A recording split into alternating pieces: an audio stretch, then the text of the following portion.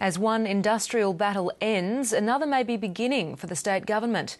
Only days after resolving the long-running nurses' dispute, it's facing a challenge from paramedics who say they'll take industrial action if a new enterprise bargaining agreement isn't reached swiftly. The Premier wouldn't comment on the threat, but he has voiced his admiration of the work paramedics do. Stephanie March reports.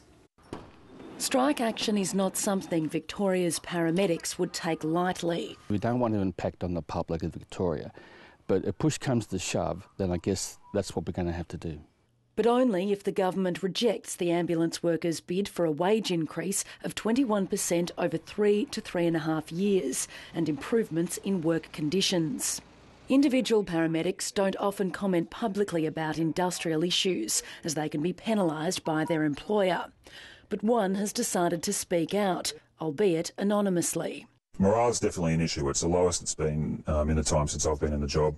As part of the action, we'd be saying to them, will you go and talk to the media, talk to the people of Victoria and tell them what the job entails. The Premier says he admires paramedics and believes they do a great job, but I'm not going to embark on any speculation or any negotiation about EBAs in the public arena. Negotiations between the parties are due to start in May and a log of claims hasn't been finalised. A spokeswoman for Ambulance Victoria says it's committed to constructive negotiations, but that it's premature to talk about possible outcomes. Theirs is not the only enterprise bargaining agreement facing the government. 7 months of talks with the teachers' union have failed to produce an agreement.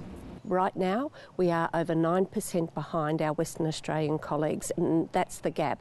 A 9% salary increase is a big stretch. That hasn't been achieved by either of the other major industrial unions. But I think importantly, what we're seeking to do is to sit down in good faith, negotiate and achieve an outcome. The Teachers Union Council will meet on Friday to consider authorising stop work action if an agreement's not reached soon. Stephanie March, ABC News, Melbourne.